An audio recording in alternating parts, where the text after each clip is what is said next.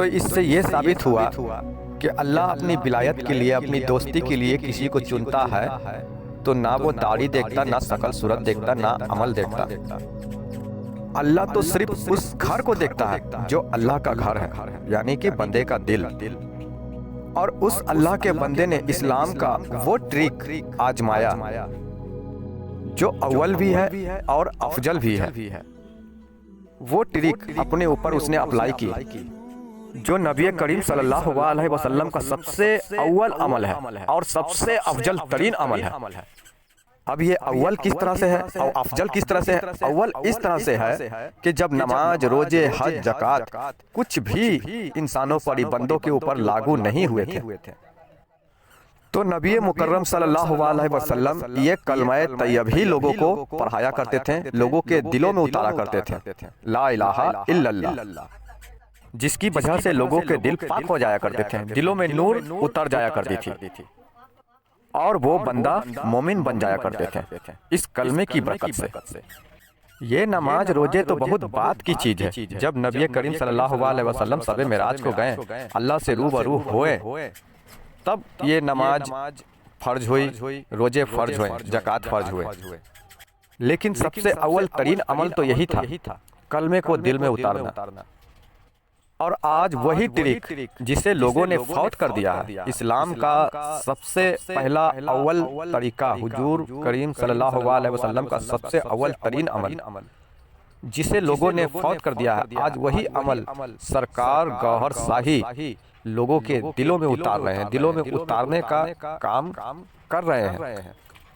اور سیدی یونس AlGohar الرا T V کی جانب سے یہ تعلیم لوگوں کو سکھا رہے ہیں، بتا رہے ہیں کہ یہ کلمے کا نور، یہ کلمہ دل میں کیسے اتارا جاتا ہے۔ یہ جو ذکر اللہ ہو کا ذکر جو سرکار گوہر شاہی کے جانب سے جو مل رہی ہے، جو سیدی یونس الگوہر لوگوں کو عطا کر رہے ہیں، دے رہے ہیں، اور سرکار گوہر شاہی کے غلام لوگوں کو دے رہے ہیں، ذکر اللہ ہو دل میں اتارنا، دلوں سے یہ اللہ کا ذکر کرنا، یہ طریقہ جو سکھا رہے ہیں۔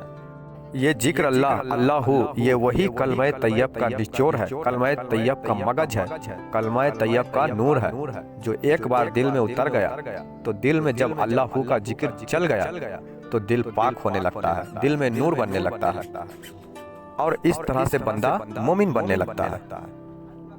اور جب بندہ مومن بن جاتا ہے تو اللہ نے قرآن مجید میں کیا فرمایا کہ اللہ ولی الذین آمنوا یخرجہم من الظلمات الی النور، کہ بے شک اللہ ولایت کے لیے چنتا ہے، کن میں سے؟ مومنوں میں سے چناؤ کرتا ہے اللہ اپنی ولایت کے لیے، اپنی دوستی کے لیے۔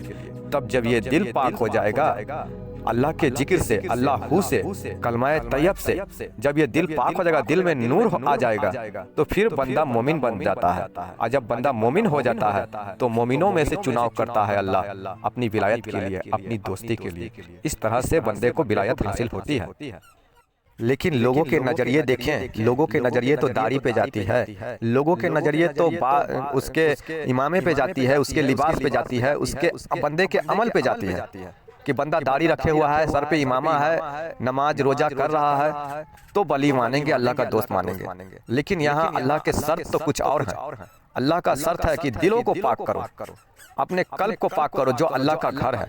دل پاک ہو گیا تو اللہ خود بخود دل میں بس جائے گا، دل میں اتر جائے گا، اپنا گھر میں وہ اللہ برجمان ہو جائے گا۔ اور جس دل میں، جس گھر میں اللہ بس جائے تو پھر وہ اللہ کی ولایت اسے حاصل ہو گئی۔ یہ اللہ کی ولایت ہے، اللہ کی دوستی ہے۔